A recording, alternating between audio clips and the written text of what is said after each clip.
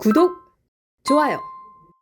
목요일 권미란의 정치경제 미슐랭입니다. 여러분 안녕하세요. 권미란의 정치경제 미슐랭 목요일 오후 4시에 여러분을 찾아뵙고 있습니다. 이제 미국과 우리나라의 관세 협상 마감 기한이 딱 일주일 앞으로 다가왔습니다. 다음 주 목요일까지 이 중요한 관세 협상을 마무리 지어야 되는 상황인데요. 이런 가운데서도 또 오늘장 코스피는 상승을 시도하는 모습이었습니다. 시장과 또 관세 그리고 관세를 위한 여러 가지 그 협상 카드로 쓰여질 수 있는 인물들에 대해서 오늘 알아보도록 할 텐데요. 이주호 경제평론가입니다. 안녕하세요. 네, 안녕하세요. 반갑습니다. 오늘장 장 초반에 코스피는 3,200선까지 도전을 하면서 연고점 경신을 시도하는 모습을 나타냈습니다. 한미 2+2 협의가 연기됐다는 소식이 사실상 악재가 될 수 있고 불확실성이 될 수 있는 상황인데도 코스피는 강보합으로 소폭의 상승으로 마무리를 했고요. 코스닥은 하락, 그리고 원달러 환율은 하락하면서 원화 강세 1,367원 선에서 움직임을 오늘 보였습니다. 오늘 시장 어떻게 보셨을까요? 장 초반에 분위기는 좋았습니다. 근데 이제 그 2+2 회담이 이제 성사가 안 되면서 네.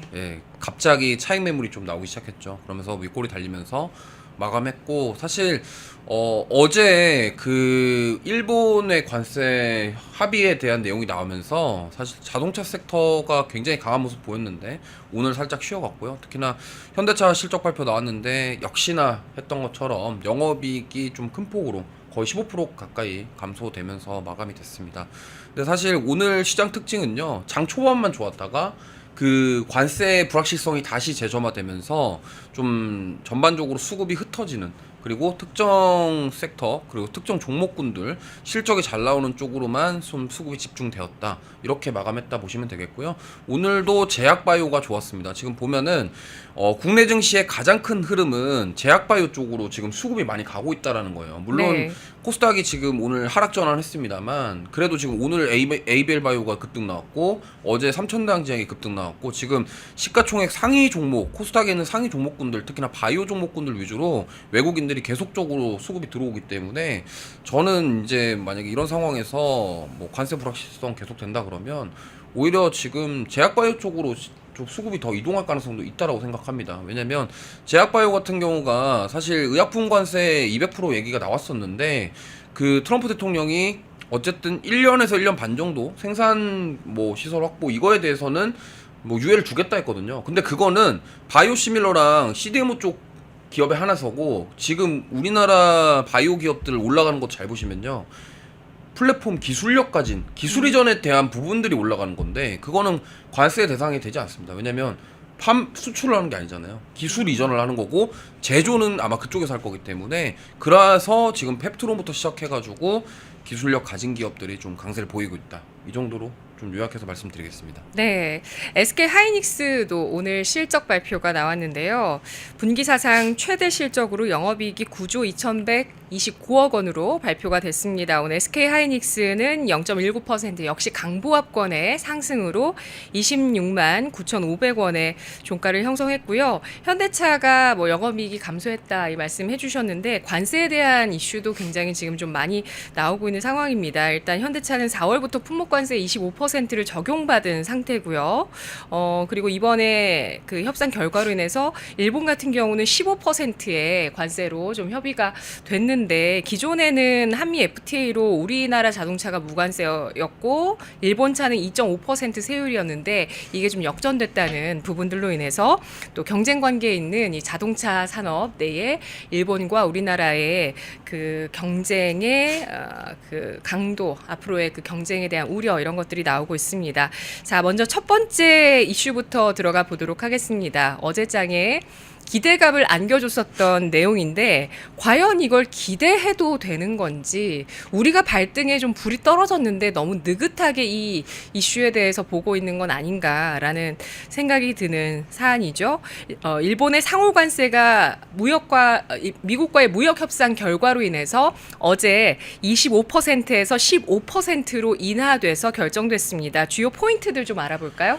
네, 일단 일본 같은 경우는 사실 이 관세 합의 전부터 이미 지금 US 스틸 인수, 그리고 철강이라던가 조선 쪽 관련해서 지금 미국과 계속 협상을 하고 있었습니다. 그러니까 그런 와중에 결국에는 지금 일본의 시장 개방과 그 다음에 이제 5,500달러 투자를 통해서 지금 알래스카 LNG 프로젝트까지 합의가 되면서 상호 관세 15%, 결국에는 자동차는 12.5%거든요. 그러니까 어쨌든 지금 일본은 뭔가 많이 내준 것 같잖아요. 근데 막상 돌이켜 보면은 이게 나중에 돌아서서 보면은 그래도 내줄 건 내주고 또 이득 취할 건 취합니다. 왜냐면 지금 US 스틸 인수라던가 이러한 철강에 대한 부분들을 어떻게 보면은 중국과의 그런 패권에서 일본이 좀 우위를 점할 수 있게끔 지금 만들어가는 과정이라고 생각해 보면 이거는 굉장히 일본 입장에서는 이득이 되는 상황이거든요. 그리고 이제 알래스카 LNG 프로젝트인데 사실 처음에 우리나라랑 얘기가 많이 나왔었는데 지금 약간 일본이 스틸한 느낌이긴 해요. 그러면은 이게 문제가 뭐냐면 그동안 우리나라는 뭘 했냐라는 겁니다.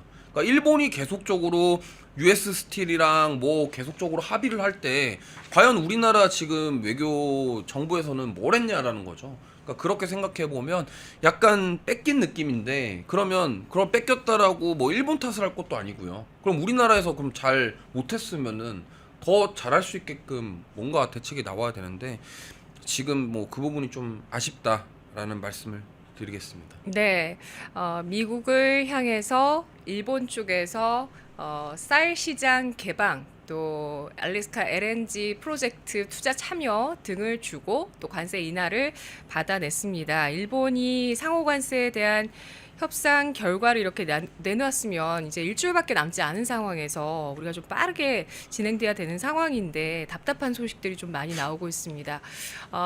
그건 잠시 후에 좀 알아보도록 하고요. 최근에 상호 관세 추이를 좀 볼게요. 최근에 각국의 상호 관세들이 어떻게 발표가 됐을까요? 낮게 책정된 국가가 있고 또 높게 책정된 국가가 있겠죠? 네. 어떤 대- 특징이 있었나요? 대표적으로 높게 책정된 국가가 바로 브릭스 쪽과 관계를 맺고 있는 그 정책에 동조하는 기업들입니다. 대표적으로 이제 멕시코가 그렇고요. 그 다음에 이제 또 뭐 브라질이라던가 이런 데는 뭐 50%인데 지금 조정이 됐는지는 아직 확인은 안 됩니다만 네. 어쨌든 지금 브릭스 정책에 동조하는 국가들은 거의 30%에 가까운 관세가 이제 결정이 될 것으로 예상되고 있고요. 예. 그 다음에 이제 그 거기 제외하고 이제 브릭스랑 약간 좀 안 친한 데는 거의 20% 미만으로 좀 합의가 되고 있는 그런 상황입니다. 유럽 같은 경우는 처음에 30%가 나왔다가 지금 15% 합의에 대한 얘기가 나오고 있습니다. 그러면 EU 쪽에서도 뭔가 지금 트럼프를 설득할 수 있는 뭔가를 내놨다라는 거죠. 그렇기 때문에 지금 정확하게 말씀을 드리면은 딱 추세가 이겁니다. 자, 트럼프 대통령 입장에서 자, 브릭스를 딱 기준으로 두고 네. 브릭스랑 친하냐 30%, 안 친하냐 15%. 그럼 우리나라 지금 결정이 안 나는데 어디로 갈 것이냐? 이거는 우리 시청자분들께 맡기겠습니다. 네.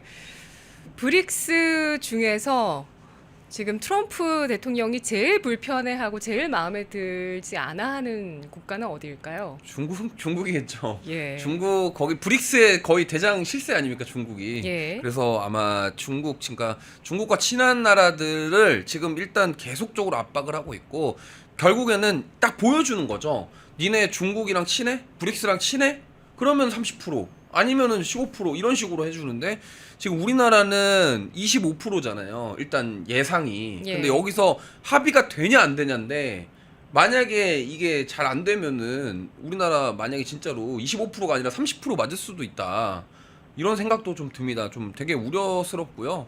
이게 좀 빠르게 좀 잘 정리를 해줬으면 좋겠는데 정말 일본에 비하면은 우리나라는 정말 답답한 흐름을 보일 수밖에 네. 없어요. 왜냐하면 지금 베센트 재무장관 만나지도 못하고 있고 일본은 진작부터 가가지고 뭐 어떻게 한다 뭐 한다 계속 이런 얘기를 했는데 지금 우리나라는 그게 아예 애초에 만나서 대화가 안 되는 상황이잖아요. 그러니까 너무 답답한 거고 시장 참여자들은 이거에 대해서 되게 좀 오히려 긍정적으로 보고 있는 사람들이 되게 많아요. 그러니까 일본도 저렇게 15% 했으니까 맞습니다. 네. 우리나라도 그렇게 될 것이다라는 막연한 생각을 가지신 분도 많은데 사실 좀 냉정하게 판단을 했을 때 지금 못 만나는 것도 단지 기싸움을 할 뿐이다. 이렇게 해석을 하는 게 지금 대한민국 언론들의 실태입니다. 참 너무 긍정적으로만 바라보기에는 지금 상황 자체가 너무 급해요.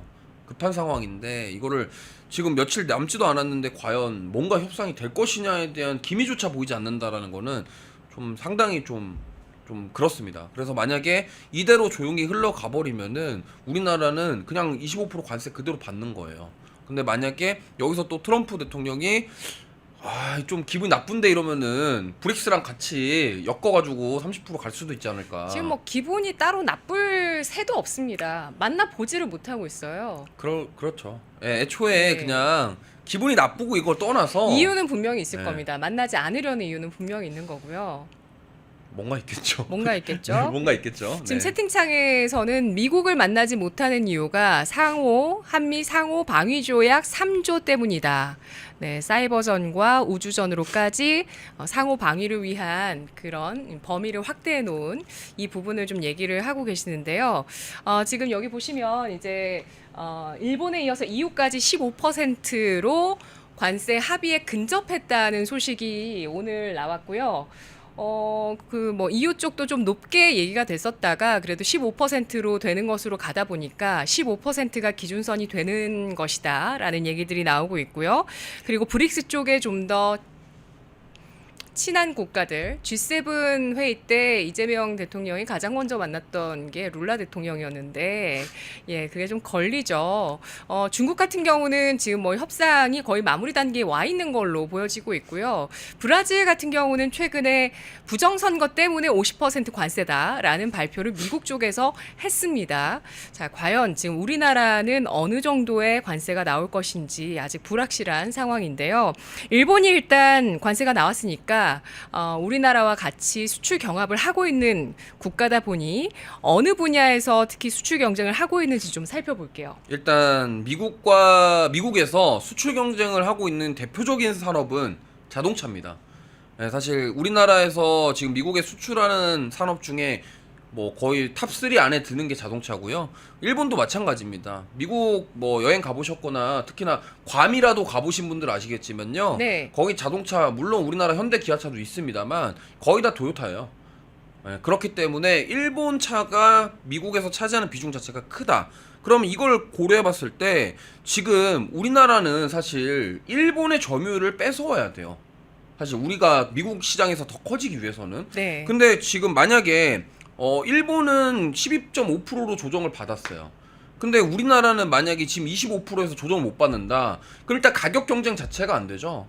그러면은 그거를 뺏어오기가 쉽지 않다라는 겁니다. 그럼 최소한 일본의 점유율을 가져오기 위해서는 가격 경쟁력도 있어야 되는데 지금 그것조차도 상호관세 때문에 쉽지 않다. 그래서 현대차에서도 계속적으로 차량 가격을 인상하지 않겠다라고 하는 게 상호관세 적용을 받더라도 가격을 인상해버리면 오히려 더 안 팔립니다. 사실 제가 미국인이라도 뭐 거의 같은 값이면은 오히려 일본 차 살 것 같아요. 왜냐하면 가격적인 메리트가 지금 생겨버렸으니까.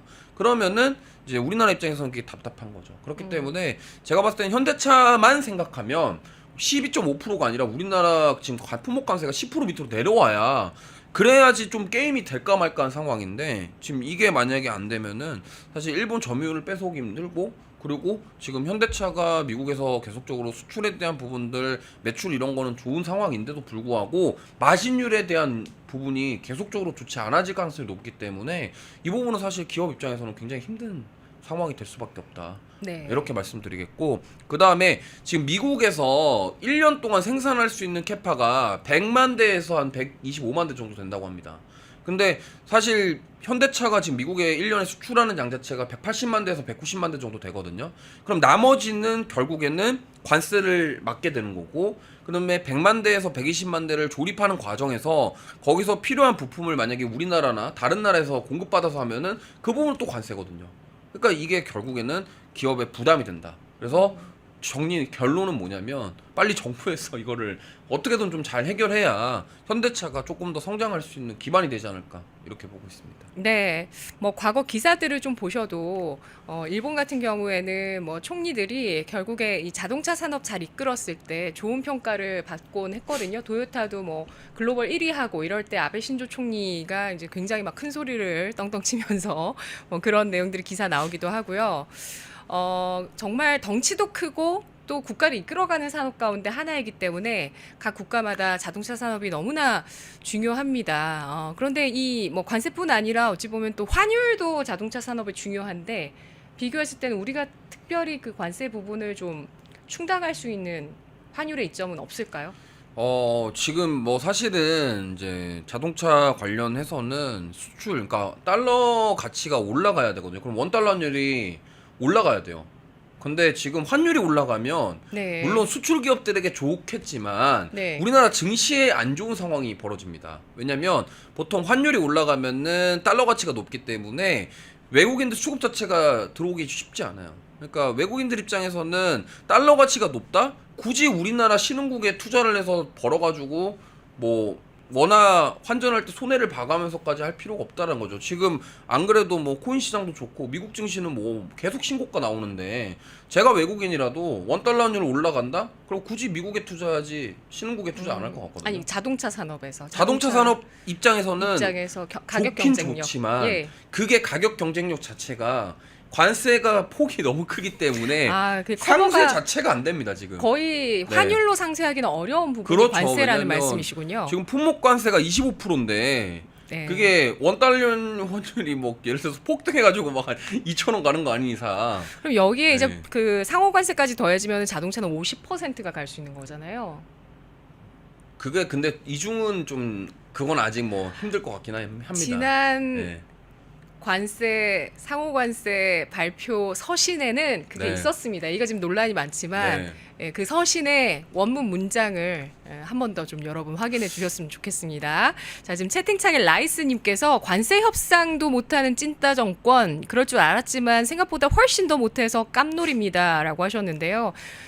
그래서 그 외교 참사라는 얘기가 나오고 있는데 인정을 안 하는 분위기가 좀 많이 있고요. 청기백기님께서 12,345원 후원 감사합니다. 무역협상 직전에 미국이 만남을 취소했습니다. 하지만 서로 손해본 건 없습니다. 양국 간 무역협상의 기대감에 무역시장에 활기가 돌았기 때문입니다. 이것이 외교입니다. 라고 하셨는데요.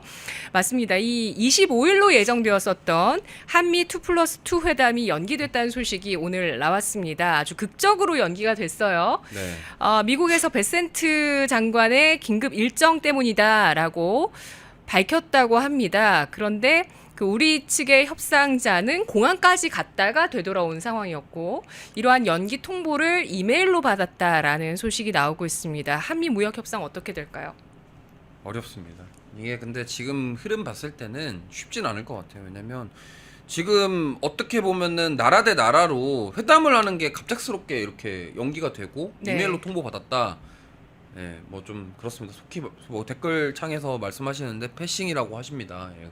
저도 거의 비슷한 의견이고요. 예. 결국에는 지금 미국에서 별로 만나고 싶어 하는 것 같지 않아요. 그러면 우리나라에서 조금 더 적극적으로 뭔가 어필할 수 있는 거를 좀 내놔라 이런 느낌인 것 같은데 지금 그게 좀 미국 입장에서 받아들이기에 뭐가 좀 구미가 안 당기니까 자꾸 저렇게 하는 거 아닌가 싶어서 일단 이 부분은 계속 부담이 될 수밖에 없고 만약에 원만한 합의가 안 된다 그럼 결국에는 상호관세 25% 뭐 25% 말고 더 될 수도 있다. 이 점은 꼭 인지를 하시고 보시는 게 좋을 것 같습니다. 네. 아마 경제평론가님께서는 고든창의 X는 안 보실 것 같아요. 그렇죠? 네. 고든창의 X. 거기에 여러 답들이 많이 나와 있는데 생략하도록 하고요. 자, 그렇다면은 지금 보시다시피 구윤철 부총리가 공항에서 이 내용을 통보받았다라는 기사가 나오고 있고요. 그리고 또 방미했던 그 위성락 국가안보실장이 루비오와의 만남이 불발했다라는 소식까지도 나왔어요. 미국 측에서 거절했다.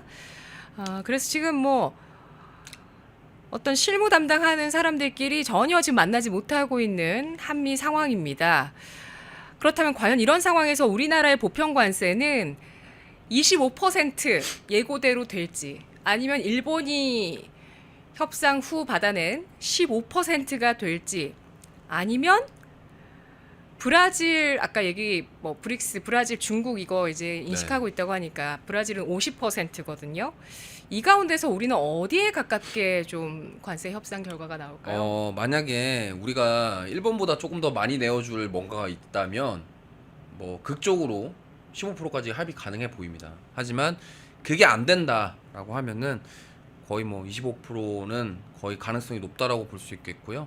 근데 그 안에서 결정이 될 것 같아요. 근데 특별한 변수는 딱히 없을 것 같습니다. 그래서 결과적으로 이게 합의가 되냐 안 되냐로 생각해 보면 그럼 우리가 지금 일본이 먼저 선수 쳤잖아요. 알래스카 네. 프로젝트 원래 우리가 먼저 얘기 나왔었는데 예. 지금 해군 MRO부터 시작해서 우리나라 조선이랑 같이 뭔가 좀 잘해가지고 해보자라는 느낌이었는데 그게 일본이 그냥 조선 얘기하면서 그냥 싹 다 합의를 해버렸단 말이에요. 그렇기 때문에 저는 15%가 되면은 좋겠지만 근데 그러기 위해서는 일본보다 뭔가를 더 내줘야 되지 않을까. 그게 안 된다면은 25% 선에서 마무리되지 않을까 이렇게 보고 있습니다. 네. 찌찌마님께서 10,000원 후원을 해주셨습니다. 네. 슈퍼챗 감사합니다. 댓글은 너무 이 방송 수위에선 좀 맞지 않을 수도 있을 것 같아서 좀 대신 좀 네. 읽어주실 수 수위가 좀 있으신가요? 세서 세죠? 네, 예, 좀센 그러니까 것 같습니다. 혹시 네. 궁금하신 분들은 저희 펜앤마이크 라이브로 오셔서 댓글 참여도 해주시고 또 글 봐주시면 될 것 같은데요.